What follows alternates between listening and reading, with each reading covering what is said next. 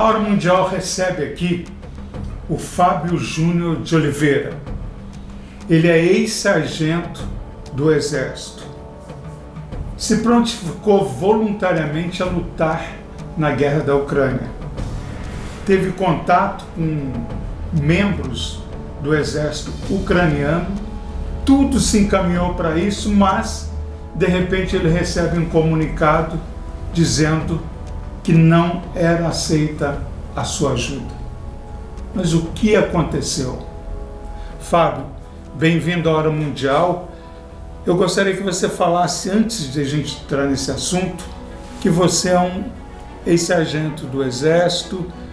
Eu gostaria que você falasse dessa tua ação militar, que você, enfim, esse teu trâmite no Exército.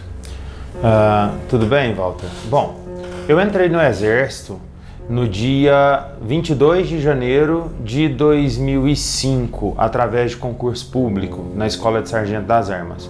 Aliás, eu entrei no Exército no último dia que eu podia, pela questão de idade. No dia do meu aniversário, no dia que eu fiz 25 anos, eu entrei.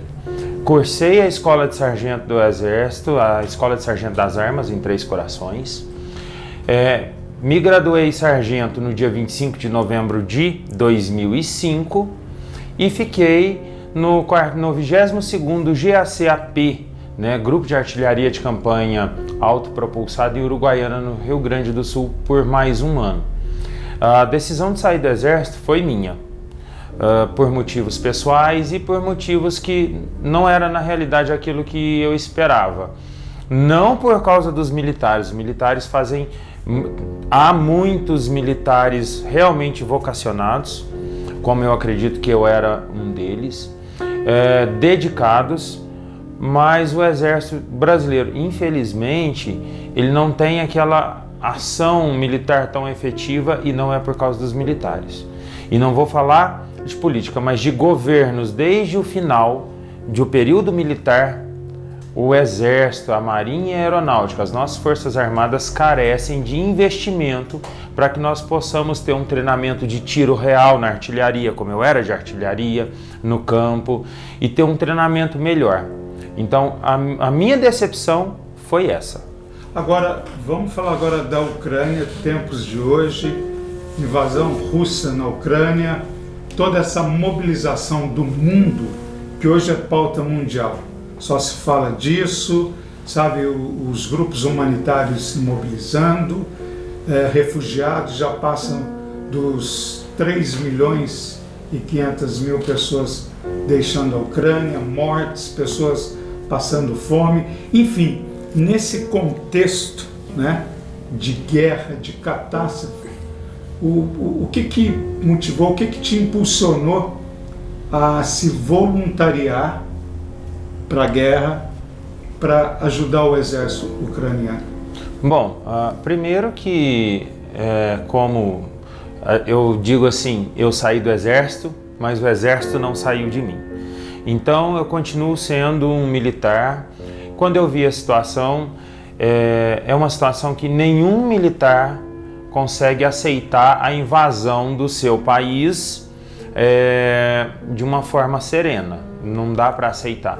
Só que eu costumo ter a empatia para com o outro, que se eu não aceito a invasão do meu país, eu também não aceito a invasão de outro país de forma não justificada, como está acontecendo na Ucrânia.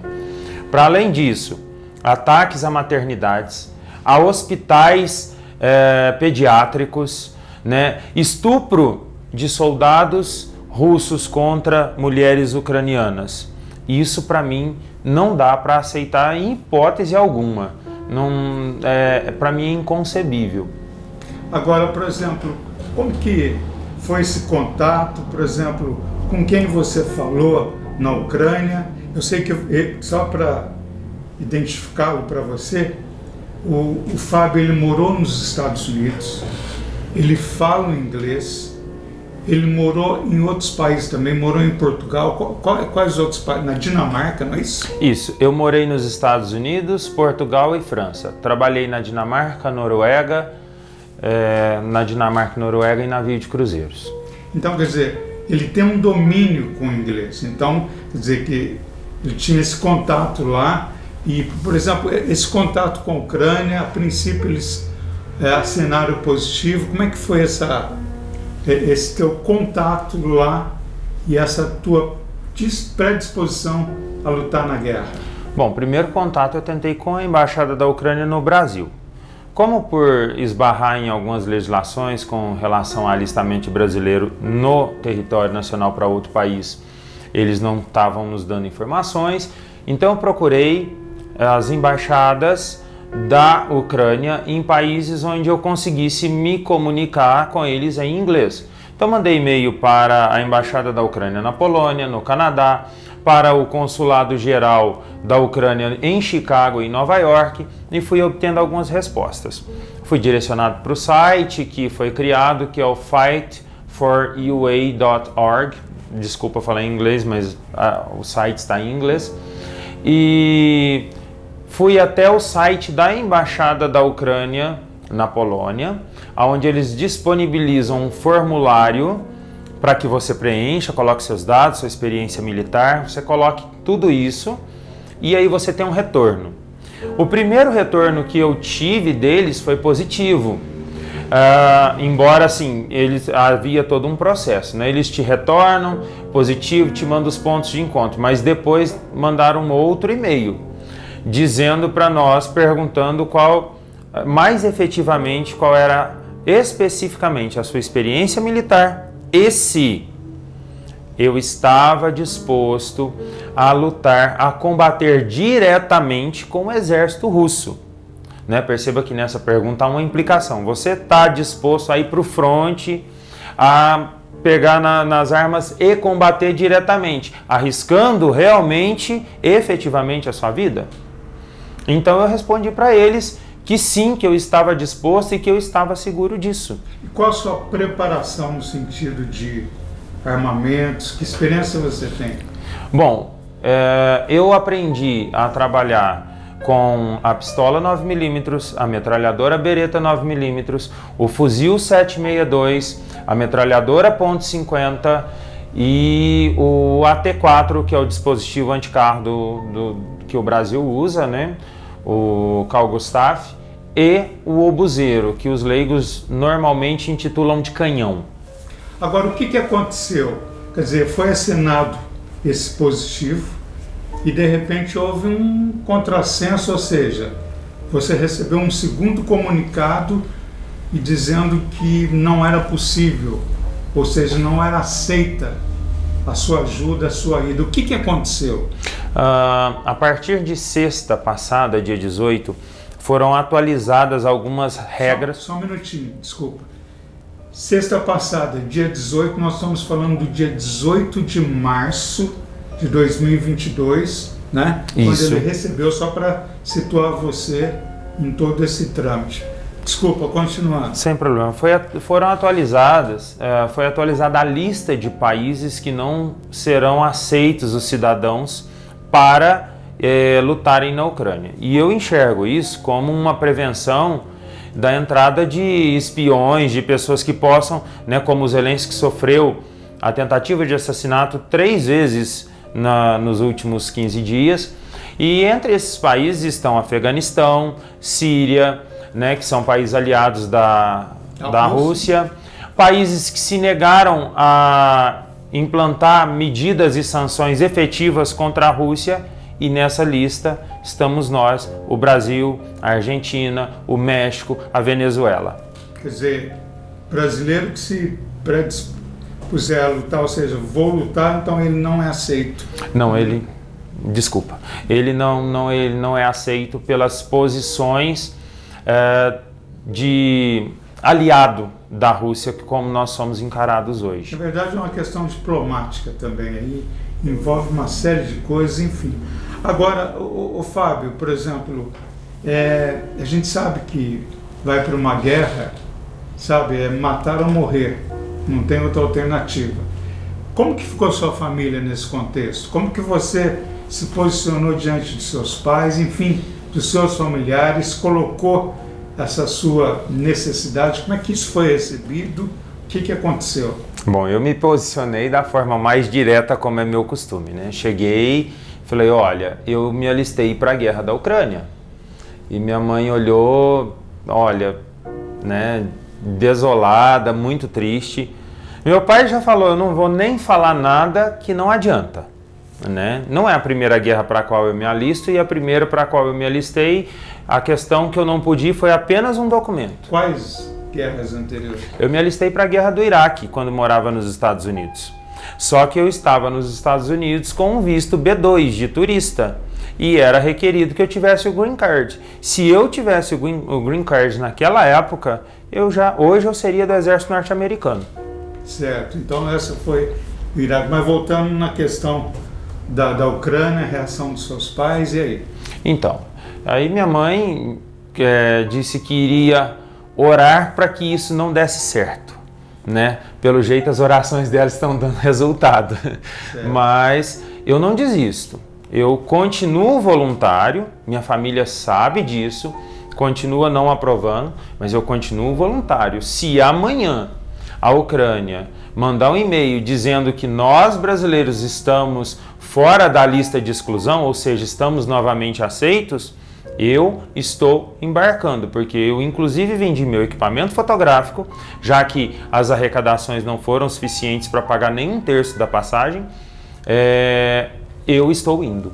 Por exemplo, você não recebeu nenhuma ajuda, quer dizer, muitas pessoas às vezes até não ajudam para não incentivar uma vida brasileira e num fronte de guerra de uma situação que não é nossa. Isso é bem compreensível, né? A gente entende por esse lado.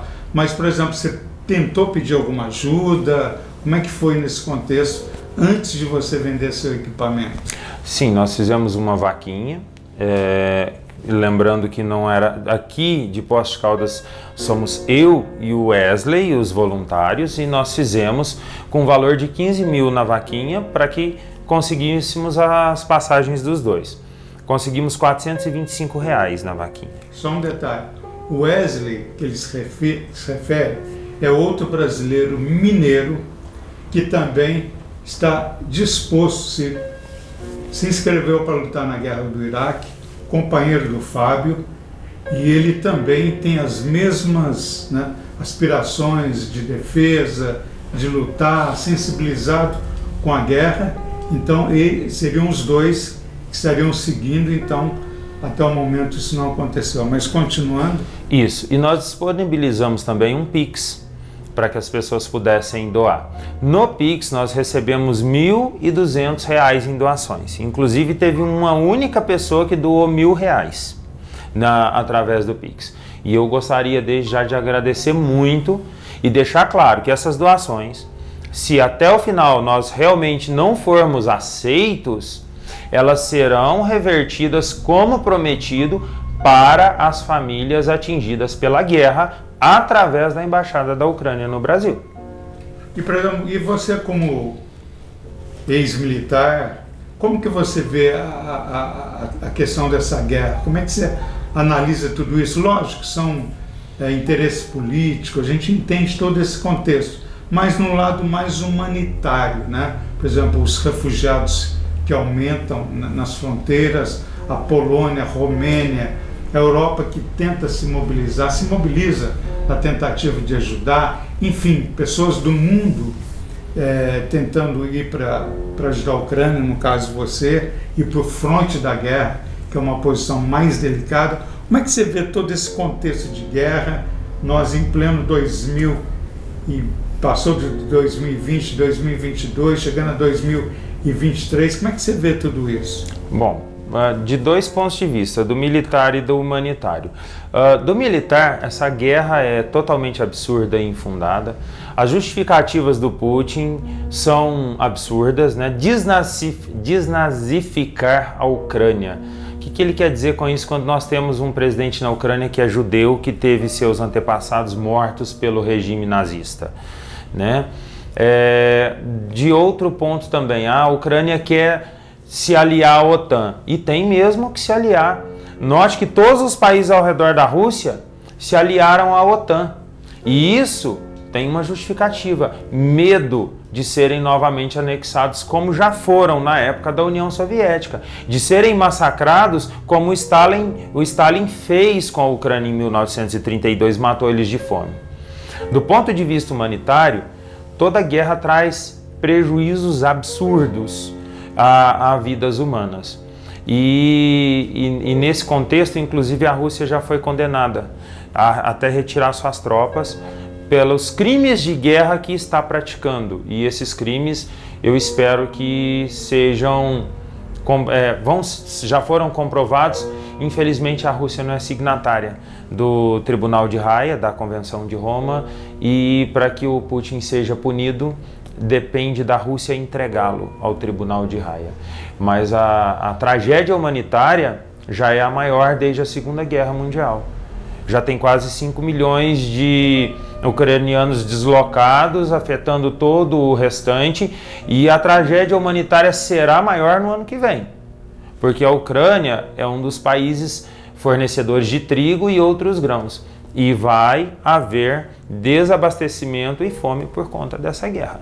Agora, voltando só na questão do Putin, dessa coisa toda que você falou dos crimes de guerra, por exemplo, o Putin está usando o supersônico, que realmente ele tem 5 vezes a velocidade da luz. Quando ele atinge o seu alvo é devastador. Ele tem um voo bem mais baixo que os caças não conseguem detectar drone, impossível.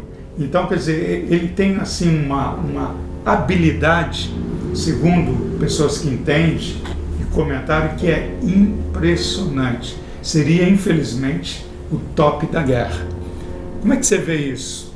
A destruição de cidades lá na Rússia já sem água, sem aquecimento, né?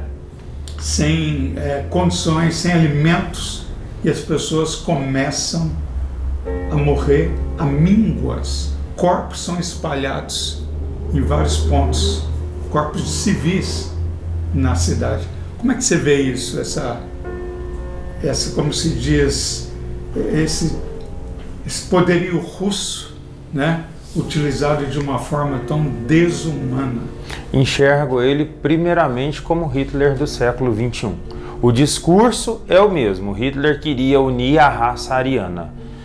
O Putin quer unir a raça russa, né? Só mudou as palavras. Hitler usou suas armas contra seus irmãos europeus, inclusive. Putin usa suas armas contra seus irmãos europeus, inclusive que já integraram a ex-União Soviética. E o míssil supersônico não é a pior arma que ele está usando. Nós temos a bomba termobárica, que ela, ao ser detonada, ela espalha um gás, e na segunda detonação, ela usa todo o oxigênio ao redor, né, numa explosão de altíssima temperatura, e suga todo aquele oxigênio ali ao redor. É uma bomba assim catastrófica e desumana, proibida pela Convenção de Genebra, mas assim, Putin pegou a Convenção de Genebra, picou em pedacinhos e jogou dentro do vaso sanitário ou em algum lugar pior. Então assim, ele é louco. Exatamente, são os loucos do mundo, os demônios do mundo, que acabam desestabilizando a economia, levando tristeza, levando mortes, né? Quantas crianças morreram? Olha, estou conversando com o Fábio Júnior de Oliveira, ele é ex-sargento do Exército, que estava realmente se alistando para ir para o fronte da guerra, ajudando o Exército ucraniano, não pode mais. Então, quer dizer, são situações que a gente coloca para você porque existe, né? E tem pessoas, para finalizar a entrevista, alguém te chamou de... Você é louco, você está indo para uma guerra, você chegou a ouvir isso? Louco, entre outras palavras, às vezes piores, né? Hoje eu, inclusive, coloquei no Facebook lá, porque, além de louco, dizem, o soldadinho, isso e aquilo... As pessoas não conhecem, né? Então hoje eu coloquei no Facebook, no Instagram, o meu diploma da Escola de Sargento das Armas, a minha identidade militar da época em que eu era, e a minha reservista, onde consta que sou o 3º sargento de artilharia na reserva, né? Na reserva não remunerada, porque fui eu quem pediu baixa do Exército. Louco foi a palavra mais carinhosa que eu recebi até agora. E para esses eu só quero dizer que no dia que nós formos aceitos novamente, eu continuo voluntário. Eu não estou chateado, decepcionado com os ucranianos, com o governo da Ucrânia, de modo algum. Eles estão protegendo, inclusive, a sua integridade a não aceitar esses países que consideram hoje, que se recusaram a fazer retaliações contra a Rússia no ramo do comércio e tudo. São vários países, são 21 países, né? Continuo voluntário. E quando a guerra acabar, eu postei no meu Facebook e farei. Eu me alistarei no Exército de Defesa da Guarda Ucraniana, que aceita estrangeiros, para fazer parte de uma possível defesa contra um novo ataque russo, entendeu? Porque hoje a minha idade não me permite mais voltar para nenhuma força armada do Exército ou polícia militar. Qual a sua idade? Tenho 42 anos. No Brasil, o limite de idade para você integrar as Forças Armadas como sargento é de 24 anos para você fazer o concurso. Você pode assumir até com 25. E para cadetes do Exército até os 21. Nas polícias militares até os 29. Né? Então hoje eu não tenho possibilidade de voltar mais à ativa no Brasil. Perdi a oportunidade na Legião Estrangeira Francesa com 39 anos. Mas no caso da Ucrânia é até os 45. Então você está dentro. Estou. Então, ok. Gente, olha, você conheceu aí o brasileiro Fábio, né? Ex-sargento do Exército, que realmente tem um gesto humanitário, né? Para muitas pessoas isso é inconcebível, mas existe aquela coisa chamada o livre-arbítrio, o direito de escolha. Todo mundo tem o direito de optar por aquilo que ele acha, dentro da convicção dele, que é importante. E é o que ele encontrou, ir para o fronte e lutar. É um direito dele. Então, tem que ser respeitado. Fábio, eu agradeço a sua participação aqui na Hora Mundial. Foi esclarecedor, tá? Muito importante a sua entrevista. E é isso. São as ideologias, as buscas, os caminhos. O Fábio, como foi falado, que é cidadão do mundo, morou nos Estados Unidos, Portugal, na Dinamarca, trabalhou em navios, rodou o mundo. E realmente tem essa característica do cidadão do mundo. Com certeza. Só uma coisa que eu gostaria de acrescentar é: a paz nem sempre é conquistada de forma pacífica, infelizmente. Ok. Gostou do vídeo? Dê o seu like, se inscreva no canal. Temos muitos vídeos interessantes sobre imigração, como ir para os Estados Unidos, uma série de depoimentos privilegiados que você com certeza vai poder acompanhar.